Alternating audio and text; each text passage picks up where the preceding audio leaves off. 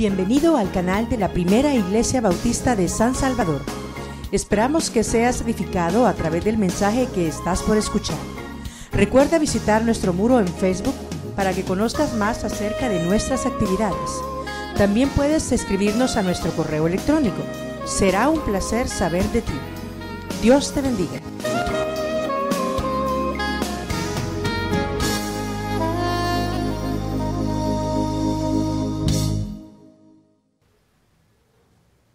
En la antigua Roma, ser panadero era un gran privilegio, era una profesión prestigiosa por el arte que envolvía facilitar el pan diario a la gente. No se sabe quién inventó el pan. Algunos dicen que el pan nació con el ser humano, y como la historia del ser humano desde el punto de vista más secular no se conoce, algunos dicen que el pan está en las mesas desde hace 9.000 años antes de Cristo. Ya se conocía el pan, pero pensando en esto, llegué a la conclusión que hacer pan es todo un arte, especialmente hacer buen pan, porque dentro del arte de hacer pan, la historia no ha sido igual. Hubo siglos, pero muchos siglos, en que el pan no se hacía con levadura. Cuando se inventó o se descubrió o se hizo la química de la levadura, entonces se pudo manipular mejor las harinas, de tal manera que hoy eso ayuda a que un pan sea más suave, más esponjoso, más dulce, etcétera. Los que hacen pan sabrán mejor que yo, porque yo he tenido que investigar. Me sorprendió saber que el pan y la cerveza van juntos, porque el proceso de hacer pan, especialmente con levadura, es un proceso de fermentación, implica la fermentación. Y la cerveza también. Y es tan antigua como el pan. Ni se sabe cuándo empezó a fabricarse la cerveza, especialmente el proceso de la semilla de cebada, que también se hacía pan de cebada, especialmente era el pan de pobres en las antiguas culturas. Cuando hablábamos ahí de pan del reino, es una metáfora para hablar de Jesús. Jesús es el pan del reino, pan de vida. Yo soy el pan de vida, dijo en el Evangelio de San Juan. Pero la otra frase, que es al revés, ¿verdad? Reino del pan, es algo más interesante, porque allí donde reina el pan no hay hambre. Y uno quisiera que el mundo fuera un reino de pan, que no falte el pan en la mesa. No es casualidad, en la oración que acabamos de hacer, danos hoy nuestro pan. En la Biblia, la palabra pan tiene que ver con comida, equivale a pedir por la comida. Cuando pedimos por el pan, estamos pidiendo por la comida, en esencia.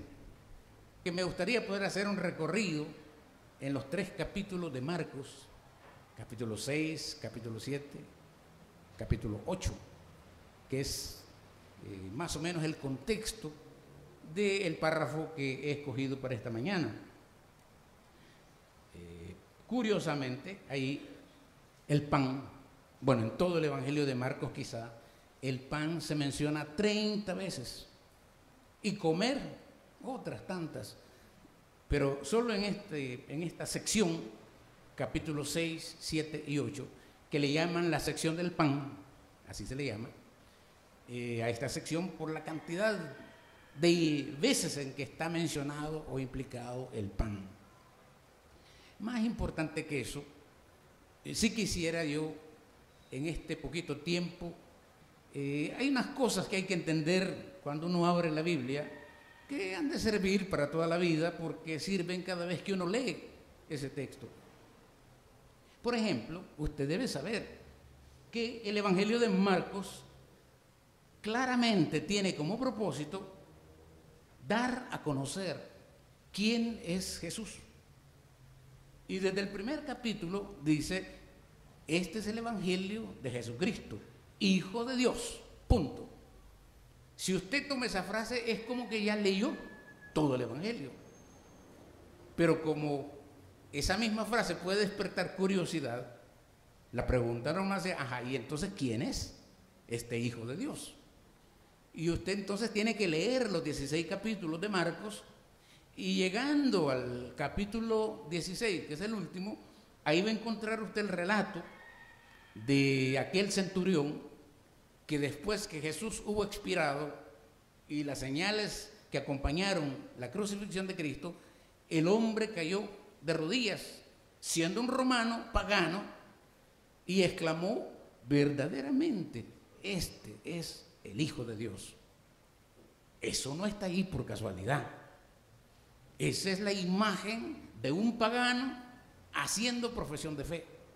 Este es verdaderamente el Hijo de Dios. Entonces, si usted lee todo el Evangelio, lo que encuentra es una descripción que va demostrando en qué sentido Jesús es el Hijo de Dios, el Salvador del mundo, que es lo que Marcos quiere que usted sepa quién es el Hijo de Dios. Entonces uno va encontrando pistas en los relatos, en los hechos y en los dichos de Jesús que le van mostrando la identidad, el retrato de Jesús. Eso es lo entonces porque en el capítulo 6, 7 y 8 la imagen que nos puede ayudar a tener una mejor idea de Jesús es la imagen del pan. Yo hubiera querido traer un buen pan aquí, partirlo delante de ustedes, ¿verdad? Lo parto y como el francés de hoy no es tan buena calidad, ponga usted que al partirlo me hace un migajero aquí, ¿verdad? Y entonces vengo yo, como tengo esta tablita aquí, recojo esas migajas y les digo, bueno, ¿quién quiere estas migajas? Obviamente quizá ninguno, ¿verdad? Y hace algún tiempo supe, había un pollo campero en el lado poniente de la ciudad, y a las 11 de la noche que cerraba el restaurante, había pollo que no se vendía, ¿verdad? Entonces los empleados tenían el encargo de botar ese pollo al final de la noche en los basureros de atrás del pollo campero. Resulta que a menos de una cuadra de ahí había hay todavía una zona marginal bastante grande, en aquellos días más empobrecida, porque ya ni existe el pollo campero ahí, y la gente esperaba a las 11 de la noche, una buena cantidad de familias, para ir a los barriles de basura y recoger el pollo bueno, antes que cayera en más suciedades. Y ahí estaba la comida para el día siguiente. El martes les pregunté a las hermanas, ¿verdad?, si comerían sobras de otra gente. ¿Creen ustedes que alguna se atrevía? Ni ustedes tampoco, ¿verdad? Yo les decía, pues me confirmaban que las mamás, cuando tienen los hijos chiquitos que les ponen el plato, nunca se comen todo. Entonces yo he visto a las mamás recogiendo las sobras de todos los hijos, y esa es la comida de ellas, ¿verdad? Para que no se desprecie. Muy salvadoreño quizás, no sé si en otras partes lo harán. Esas son las únicas sobras que a la mamá le han de saber, ya con la saliva de los hijos, ¿verdad?, le sabe. Pero yo me imagino que ninguno de ustedes se comería las sobras de otro, ¿verdad? ¿O sí? Bueno, yo con hambre, quién sabe. Yo con unos 3 días de no comer, me comería quizás las sobras de cualquiera de ustedes. Quizá. Y digo quizá porque uno tiene resabio, ¿verdad? Tiene sus cositas. A veces llaman, me da asco, dice la gente. ¿Pero qué es el asco? A final de cuentas, en tiempo de hambre, interesante que los caníbales, dicen, no se comen entre ellos, dicen, se comen a otros. No sé, no conozco ningún caníbal yo, pero... Entonces, esto del pan, en esta sección del capítulo 6 al 8, resulta que la visión que nos da Marcos es como la visión de la humanidad, de la gente, pero como gente confrontada, gente en conflicto. Por un lado, gente que tiene pan, que come su pan en la mesa, y por otro lado, gente que come migajas, o que está dispuesta a comer de las migajas que caen de la mesa. Y ahí les estoy recordando a la mujer sirofenisa, que en la discusión con Jesús, Jesús le dice, no está bien dar el pan de los hijos al extraño. Este Jesús a mí me sorprende. No está bien dar el pan de los hijos al extraño. Y es cierto, en la vida común eso es cierto. Nadie de ustedes le quita el bocado a sus hijos para dárselo a otro. No es cierto. Eso sería casi anormal.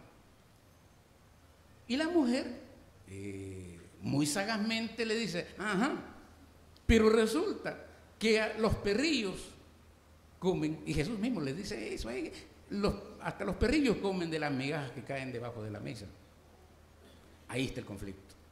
Es decir, entre el pueblo judío, considerándose privilegiado de Dios, los escogidos de Dios, aquellos a quienes Dios les tiene asegurado el cielo, con todo y sus sandalias, y el resto del mundo, que son los perros, los paganos, los idólatras, los pecadores, los que no tienen el sello. Esa tendencia judía les costó aceptar a Jesucristo, que siendo judío nunca toleraron aceptarle como hijo de Dios, mucho menos como Salvador. Y ahí es donde los judíos se pierden. Y ahí es donde Pablo tiene que decir, a pesar de que estos que han sido escogidos y han rechazado al Hijo de Dios, pero aún entre ellos habrá un remanente del cual Dios se va a servir. Y Jesús es la primera muestra de ese remanente. Y dice San Pablo en un entusiasmo delirante, y quién sabe si gracias a ese remanente y a ese principal que es Jesús, estos judíos tendrán una restauración gloriosa. Ojalá oyera el Israel de hoy, leyeran ese texto, porque no harían las picardías que están haciendo con otros pueblos que son vecinos a su alrededor. Así que usted decide si el pueblo de Israel realmente es un pueblo escogido de Dios ahora. Bien, lo invito otra vez con esa atención que está poniendo hasta hoy a hacer un repasito de estos 3 capítulos. No lo voy a hacer como quisiera, pero para reafirmar esto. ¿Por qué entonces este conflicto entre los escogidos de Dios y el resto del mundo, supuestamente? En esta sección destacan las 2 multiplicaciones de pan. Solo en este Evangelio de Marcos se cuentan 2 relatos de cómo Jesús multiplicó el pan. En la primera multiplicación dice que alimentó a 5,000 personas y que sobraron 12 canastas. Sobraron 12 canastas. Se da cuenta que las sobras son valiosas. En la segunda multiplicación de los panes dice que fueron 4,000 personas las alimentadas y sobraron 7 canastas. Ahora sobraron 7, primero sobraron 12. Uno tiene que sospechar qué hay detrás de ese simbolismo. Ojalá que no me olvide decirlo. La primera multiplicación de los panes, sigo en el relato y si quiere ver la Biblia le va a ayudar más. La primera multiplicación de los panes se da después que Jesús ha enviado a los discípulos a la misión, la primera misión. Y mire qué curioso, cuando los envía, les da varias instrucciones de cómo ir y cumplir la misión. Entre otras cosas les dice, no lleven pan, no lleven pan. Y uno es lo primero que echa, ¿verdad? Una excursión no vaya a hacer de la iglesia, ahí van los... Yo nunca llevo nada porque siempre hay quien me regala ahí un sanguchito sabroso, ¿verdad? Lo primero. Y Jesús dice, no lleven pan. Se van a la misión y resulta que la misión se vuelve exitosa. Curan, sacan demonios, hacen maravillas los discípulos. y regresan entusiasmados. Pero Marcos hace un paréntesis entre el envío a la misión y el relato de la multiplicación de los panes que viene después. En ese paréntesis hay lo que yo llamo un paréntesis sangriento, y está involucrado el pan y la comida también, porque es el banquete de Herodes, no olviden a Herodes, en el cual, movido por los tragos, por la comida y por la entenada, que es hija de su hermano, que empieza a bailar, la muchachita bonita, quizás de 17 años, bien formadita, y moviendo caderas, y baila, y entonces el rey se le salen los ojos. Y detrás de los ojos la estupidez, porque le dice, te daré hasta la mitad de mi reino, pídeme lo que quieras. Y la chica va y consulta a la mamá, de eso ya he predicado en otra ocasión, y dice, ¿qué pido? ¿Qué pido? ¿Qué pido? El viejo me ha ofrecido hasta la mitad del reino. Y él le dice, la cabeza de Juan el Bautista. Porque la señora ya no aguantaba que el profeta le estaba sonando la campana todos los días. El marido que tiene no es tu marido. Y al rey también, la mujer que tiene esa mujer de tu hermano. Y no aguantó. Y mandó decapitar al profeta. Entonces aquel es un banquete de muerte. Ahí se celebró la muerte, porque ahí perdió la cabeza Juan el Bautista. Luego viene la primera multiplicación de los panes, que yo lo llamo el banquete de la vida. Frente al banquete de la muerte, ahora un banquete de vida.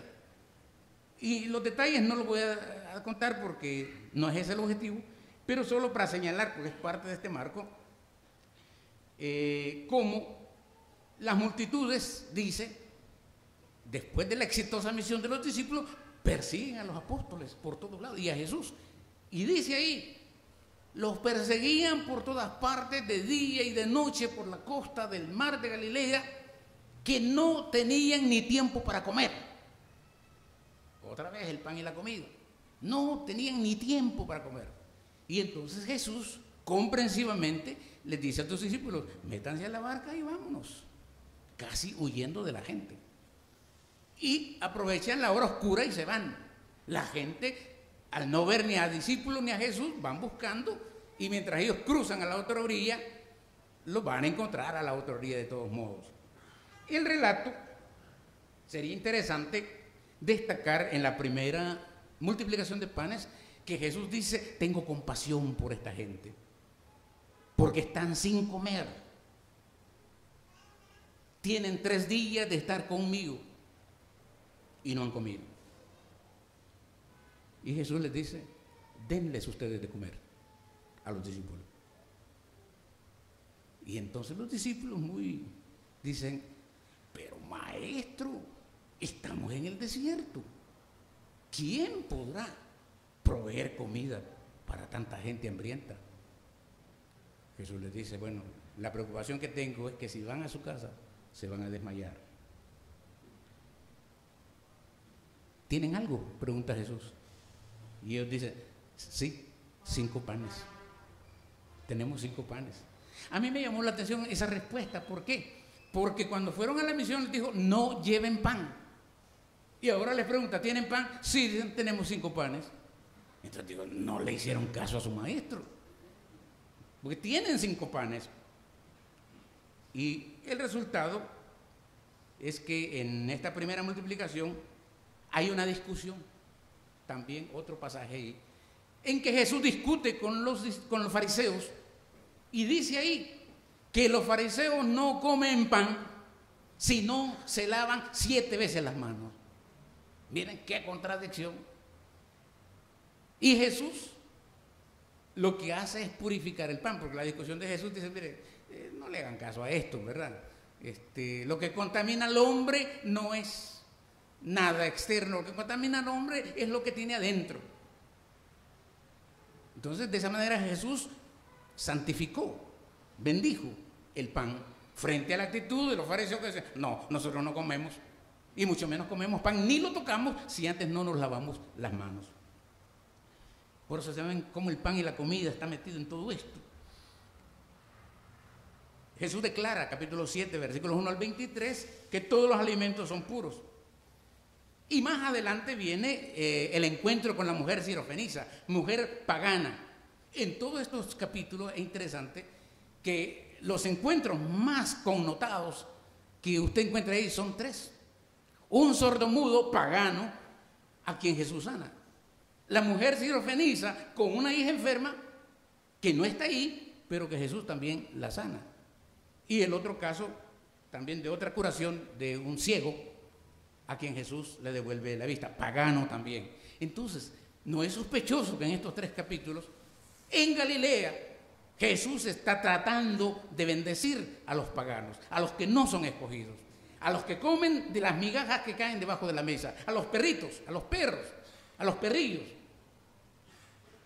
Porque en ese sentido usted y yo somos perros. Porque no somos, a menos que alguno de ustedes sea judío de pura cepa, exclúyase de esto. Pero si no, todos somos, en este marco, somos perritos. Perro sería feo, ¿verdad? Perritos. Y piensa en una mascotita de esas que parecen pelotas de algodón, ¿verdad? Perritos. Pero eso no lo hace humano, no lo hace mejor.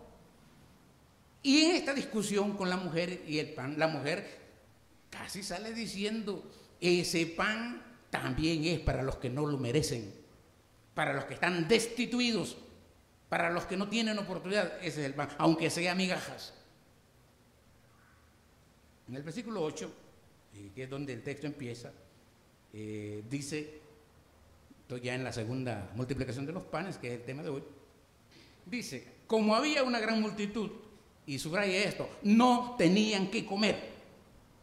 No tenían que comer. ¿Cuántas veces usted como familia o persona ha llegado a ese nivel? No tener nada que comer. Es triste. Eso sí es un límite desesperante. Algunos hasta justifican que alguien se haga ladrón si no tiene para comer. Yo creo que no, pero hay quienes. No tenían nada que comer. Frente a ese problema enorme, Jesús llama a sus discípulos y les dice, tengo compasión de esta gente. Hace 3 días que están conmigo y no tienen que comer.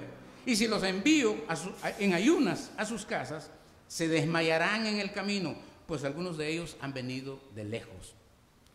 A mí me fascina este pasaje porque usted puede ver el corazón y los ojos de Jesús, compenetrados en la multitud, sintiendo lo que la multitud está sintiendo. Su compasión no es de palabra, su compasión ha logrado penetrar en la condición de la multitud y decir todo lo que pudiera pasar si no se resuelve el problema del hambre que cunde ya en pleno desierto. Por eso es notable la reacción de los discípulos de la gente y la reacción de Jesús. 2 veces dice en estas 4 líneas que la gente no tenía nada que comer. Y usted lo sabe que cuando no hay nada que comer no hay palabra que valga. Lo aprendí en una escuela dominical hablando con niños chiquitos, que niños chiquitos que no han desayunado no están listos para oír ninguna enseñanza bíblica. No es por casualidad que las escuelas ofrecen el vaso de leche a los alumnos. Eso no es casualidad, ni tampoco es algo extraordinario. Ese es un derecho básico. Si la gente no tiene en su casa qué darle a los hijos, bueno, por lo menos la escuela está haciendo algo. Ojalá que lo estén haciendo. Mientras que para Jesús aquel grave problema es la hora de la compasión y de la comprensión. Pero no solo eso, es la hora de la acción, es hora de hacer algo. No es hora de lamentarse por lo que no hay. Pero eso no impide que Jesús no vea las consecuencias que se vendrán si no se resuelve aquella falta grave. Y por eso lo que Jesús está haciendo es compartiendo con sus discípulos, exponiendo el problema sin esconder su seria preocupación por lo que puede pasar si la gente se queda sin comer. Usted sabe que 3 días es el límite en la Biblia, hablando teológicamente o bíblicamente. 3 días siempre son claves para la vida y para la muerte. Uno pudiera quizás a 3 días aguantar sin comer y quizás sin beber, pero al 3er día para allá el cuerpo empieza a sufrir. Y entonces las palabras de Jesús son pero súper comprensivas. Dice, hace 3 días que están conmigo, no tienen que comer, si los mando a su casa, se desmayarán en el camino, porque algunos han venido de lejos, hasta la distancia le importa a Jesús. Eso significa que por un lado la gente que seguía a Jesús hasta se olvidaba de sus casas, se olvidaba de su familia por tal de buscar a Jesús. Y no era por interés en la palabra solamente, probablemente era por hambre también. Era por hambre, sobre todo si estamos en la segunda, según Marcos, la segunda multiplicación de panes. Ya se sabía que antes Jesús había alimentado a 5,000 en el desierto. Pero tampoco descartamos que las multitudes, más de algunas, se sentían atraídos. Una persona difícilmente puede ser líder de nada si no tiene carisma. Podrá ser chaparro y feo, pero si tiene carisma, se le puede confiar. Uno podría seguirlo. A mí lo que me asombra es que hoy en día la gente ya no es, como que ya no discrimina, ya no distingue. Cualquier gato mal peinado puede levantarse, coger la Biblia y hablar, y la gente lo sigue. Yo no sé si es condición de hambre espiritual de este pueblo, pero como en cada parte donde hay iglesia siempre hay 8, 10 personas. No sé si eso habla bien o habla mal de este pueblo. Habla bien si eso significa que este pueblo tiene hambre de Dios. Habla mal si eso significa que cualquier líder puede decir cualquier tontería y siempre tendrá auditorio dispuesto a escucharlo y a pagar por eso. ¡Qué terrible! Porque entonces, en vez de comida, están tragando bagazos. Ni siquiera son sobras, es basura. Porque aquí estoy valorando las obras. Sobras, no obras, sobras. Porque las 12 canastas no eran panes enteros, eran sobras. Las 7 canastas eran sobras. Y el simbolismo de las 12 canastas puede ser que es una referencia directa para el pueblo de Israel, las 12 tribus de Israel. El pan es para ellos, para su hambre espiritual, porque necesitan de Dios. 12 canastas. Y como no quieren el pan entero, que se coman las sobras, porque las sobras son tan ricas como el pan entero. Y en la segunda multiplicación sobran 7 canastas. El simbolismo también es interesante en las 7. ¿Qué serán 7? Bueno, para empezar es el número ideal en la cultura hebrea, 7. Pero no es casualidad también que la ciudad de Roma fue fundada en 7 colinas. Y hablar de las 7 colinas y hablar de la capital de Roma era hablar del universo conocido y palpable en ese tiempo. Era hablar del mundo conocido. Entonces, las obras son para ese mundo de perros, de paganos, separados de Dios. Sus discípulos respondieron: ¿de dónde podrá alguien saciar de pan a estos aquí en el desierto? Eso le respondieron a Jesús. Cuando Jesús está hablando, tengo compasión, me preocupa que... ¿Y cómo responden los discípulos? No responden, preguntan. Y su pregunta es insolente. ¿De dónde podrá alguien? No dicen de dónde podremos nosotros. Que eso hubieran dicho ustedes que son de la primera iglesia bautista, ¿verdad? Ellos dicen, ¿de dónde podrá alguien saciar de pan a estos aquí en el desierto? Pues sí, porque uno siempre quiere que hagan otros, que sean otros los que se ensucian las manos y los pies. Nosotros no, ¿verdad? Discípulos de Cristo. Pero su respuesta, tampoco carguemos las tintas, porque su respuesta parece normal. Es la normalidad de la gente. Cualquiera haría eso. Primero ver el problema y decir, no, si aquí no hay tiendas, aquí no hay nada. Es más, ni siquiera hay pisto. A menos que vaya y haga una colecta entre todos, aquí va a haber pan. ¿Verdad? Es normal. Además es inteligente también. Si se le ocurre esa idea, es inteligente. ¿Verdad? O sea, tampoco estamos diciendo que no.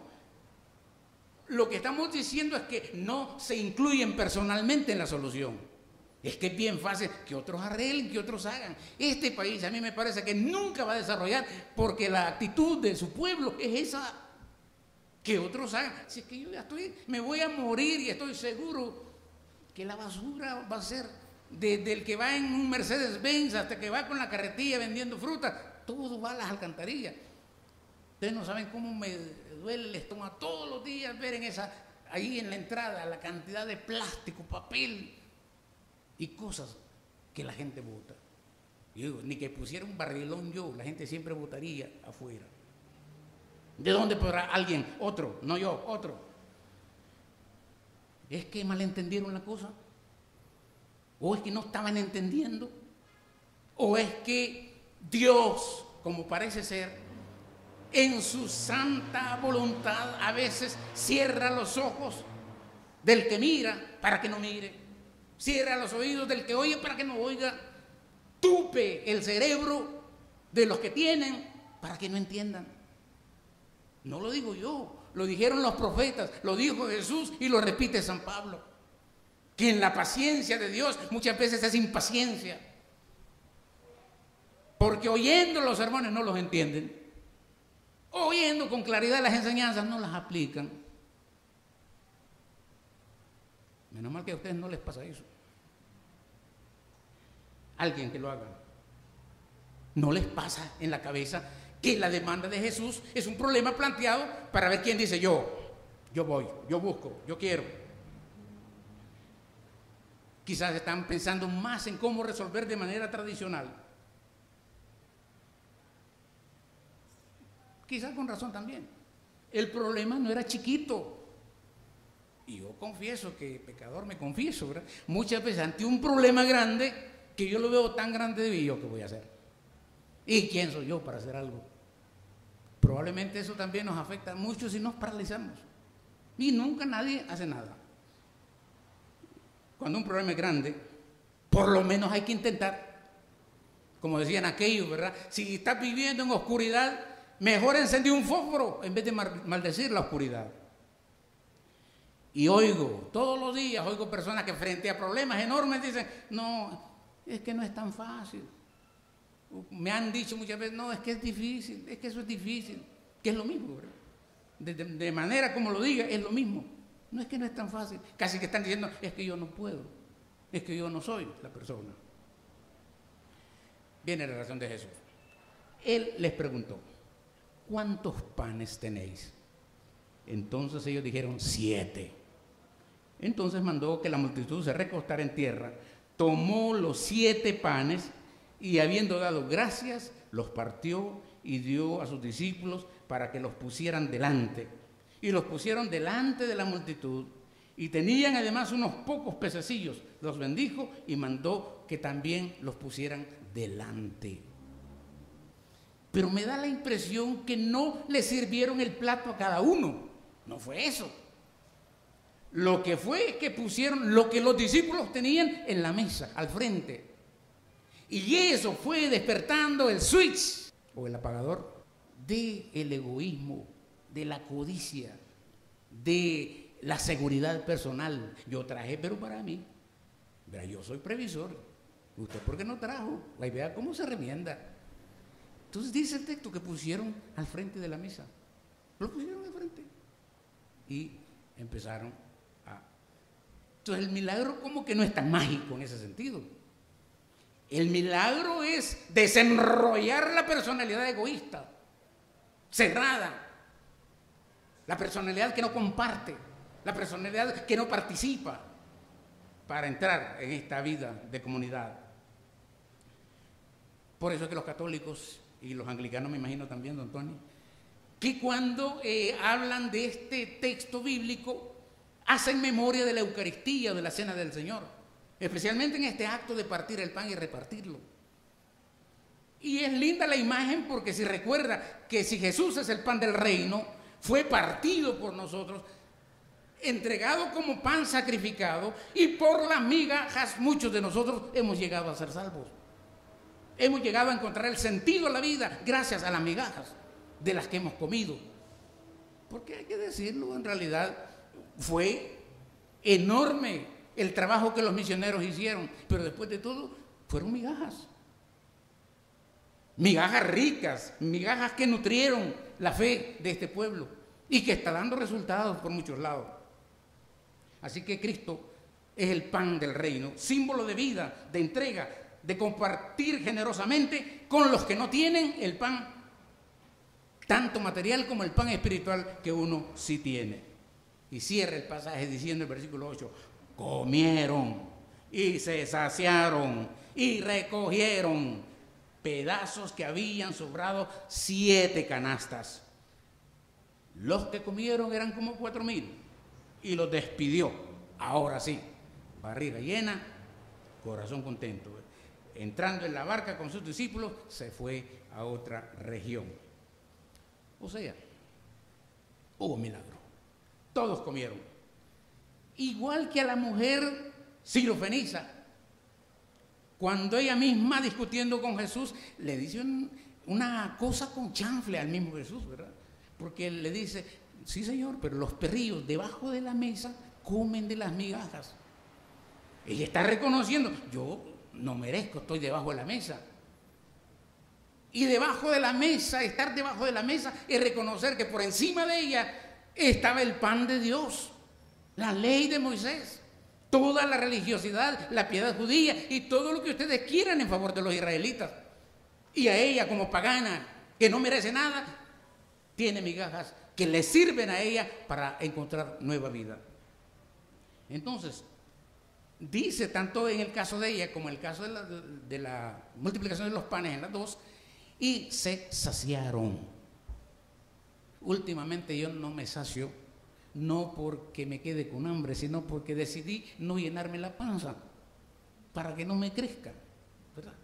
Porque si uno le da a esta panza todo lo que la panza quiere, pues prepárese para aumentar tallas cada vez que pueda, ¿verdad? Pero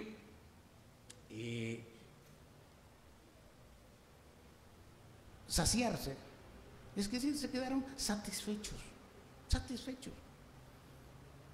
Una vez uno de los hijos míos,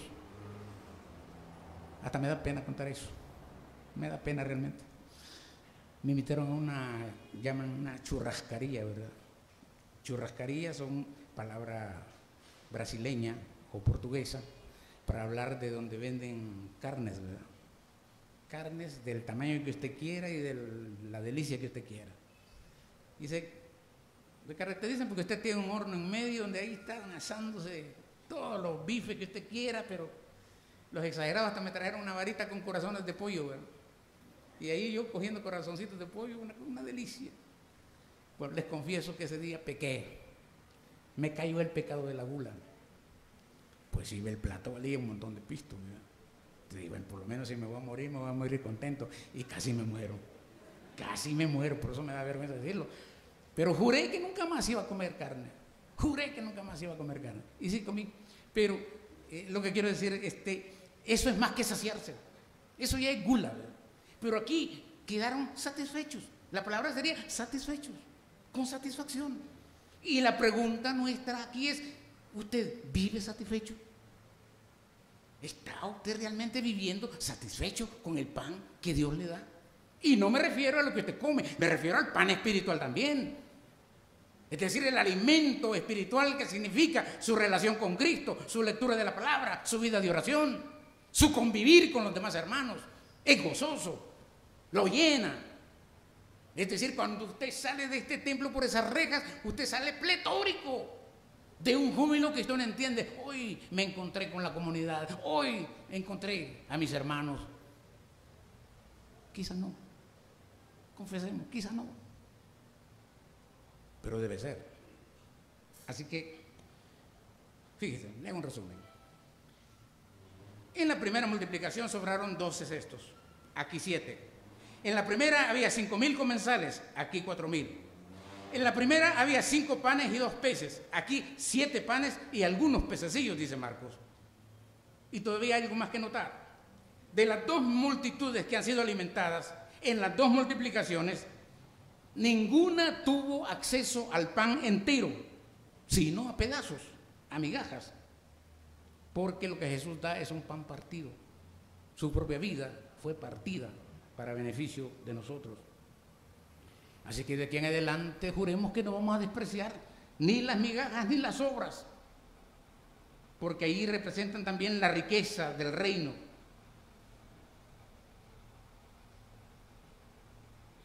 Por eso es contradictorio cuando este diálogo de la mujer con los perritos, porque por un lado la mujer pagana, después del encuentro con Jesús y aprovechando solo migajas, ha quedado satisfecha, saciada. Y no solo ella, sino todos los perritos que con ella representen. Porque se alimentan de la migaja que han caído de la mesa de los que son hijos realmente. Por eso es que tiene sentido lo que Lucas pone en la boca de San Pablo, en Hechos 28, cuando dice, citando al profeta Isaías, ve a decirle a este pueblo, por más que oigan no comprenderán, por más que vean no conocerán, porque el corazón de este pueblo se ha endurecido. Se taparon los oídos y cerraron los ojos por temor de que sus ojos vean, que sus oídos oigan, que su corazón comprenda y que se conviertan y que yo los cubre. Isaías dice, otros, los perritos, esos sí escucharán. Entonces, en conclusión, se podría decir que el pan en Marcos es sinónimo de salvación. Quien come el pan, que es Jesús, se salva. Quien se alimenta del pan de Jesús ha encontrado el camino de salvación. Lo que sucede en este texto es que mientras Jesús tiene una mente, los discípulos tienen otra. Mientras Jesús piensa de una manera, los discípulos están pensando de otra manera. Jesús ve la vida con sus necesidades de una manera muy conectada a la compasión, la misericordia y la generosidad. Pero los discípulos parece que hasta ese momento no han entendido. No saben lo que es vivir por fe. No habían dejado de depender de recursos materiales para vivir. En su manera de pensar sobresale la ideología de su cultura. Pero Jesús piensa diferente. Jesús no es ideología. La ideología es aquello que embadurna los grupos, las sociedades y nos hace pensar que todo lo que vemos y todo lo que vivimos es normal. En ese sentido es normal que haya delincuentes. Es normal que nos roben, es normal que haya corrupción. Y hay quienes difunden, quizás los periódicos en ese sentido, a veces se toman ese trabajo de manera muy diplomática. Pero lo más grave puede ser que Jesús piensa de otra manera. Y entonces no es porque una persona va con Jesús y convive en comunidad con Él, lo que hace que esa persona sea santa, buena o renovada. En medio de los discípulos, vez tras vez, constantemente y de nuevo, se infiltra la mentalidad de la vida antigua, como se infiltra en nosotros también. ¿Cómo quisiera yo poder decir con Cristo estoy crucificado y ya no vivo yo? Es Cristo el que vive en mí, pero la cultura se mete en nuestra vida. Otro pasaje interesantito, ya con esto estoy terminando, el capítulo 8. Ya ha pasado todo esto, ¿verdad? Ya ha pasado. Se han montado en el barco y dice el relato, Marcos 8:14, se habían olvidado llevar algo de comer. O sea que los pobres discípulos andaban entre llevar o no llevar, ¿verdad? Tener o no tener, preocuparse por tener o despreocuparse por no llevar. Entonces están en este barco y no llevan nada que comer. Dice, solo un pan es todo lo que llevan. Y Jesús, independientemente de eso, les dice a sus discípulos, hermanos, cuídense de la levadura de Herodes y de los fariseos. Y rápido los discípulos dicen, ¿y por qué está diciendo eso? ¿Será porque sabe que no trajimos pan y solo tenemos un pan? Y Jesús les pregunta, ¿de qué están hablando? ¿Por qué están diciendo que no tienen pan? Y entonces ellos, sin responder, Jesús vuelve a decirle, ¿será que todavía no entienden? Y los hace recordar lo que acaba de pasar, la multiplicación de los panes. Pero les dice, cuídense de la levadura de Herodes y de los fariseos. Ya les dije que la levadura ayuda, bueno, no les dije, ¿verdad? Que ayuda a levantar el pan. Porque es un tiempo, ¿verdad? Que hay que dejar que la levadura haga su trabajo para después meterlo al horno y ya después pues ya se cose el pan. Si no se hace eso, no sé qué pasa, pero se echa a perder la masa, o se pudre, o se fermenta. Entonces Jesús, cuando habla del fermento de Herodes y el fermento de los fariseos, sigue con el tema del pan. Pero ellos creen que se refiere a que en la matata no hay más que un solo pan. Y por eso Jesús casi que pierde la paciencia y les dice, es que no han entendido todavía. A ver, ¿cómo pasó en la multiplicación? ¿Cuántos panes tenían? 7, dijeron. ¿Y cuántas canastas sobraron? 7. Y todavía no entienden. Y nosotros tampoco, en el relato, si no es que leemos después, que lo que Jesús está pidiendo es conversión, ir más allá y más al fondo, ir a la raíz y erradicar de la vida de sus discípulos esa levadura de Herodes y de los fariseos. Y se la describo. La levadura de Herodes es el asesinato de Juan el Bautista. Es la levadura de un criminal. Eviten tener en su vida la mentalidad de un criminal como Herodes. Eviten tener en su mentalidad la mentalidad de los fariseos, que están fijados en su religión, están preocupados por su religión, han hecho de ella un fin y se han olvidado de la misericordia, de la piedad y de la compasión. Entonces, ahora sí, como pueblo de Dios hemos de cuidarnos de cuál es el fermento que fermenta nuestra comunidad. Porque si el fermento es mantener la comunidad cerrada en sí misma, sin apertura de ninguna clase, eso es una falsa levadura. Y Jesús dice, hay que oírlo cuando dice, quien no está contra nosotros está a nuestro favor. Miren qué criterio. Nosotros hacemos al revés.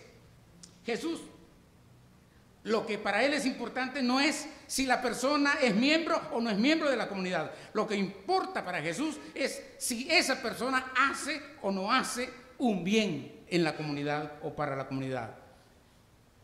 Para hacer eso, una congregación tiene que aprender a arriesgarse, a ser audaz, a correr riesgos.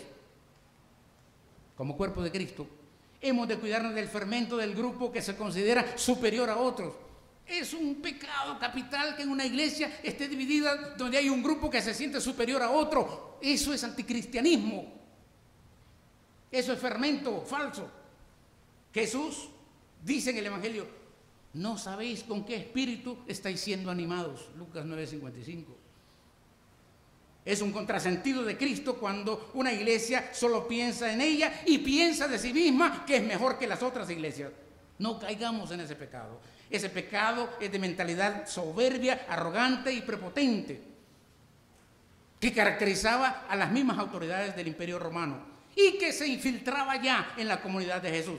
No es casualidad que Jesús tenga que haber dicho, el que quiera ser el primero, hágase el último. El que quiera ser servido, empiece por servir.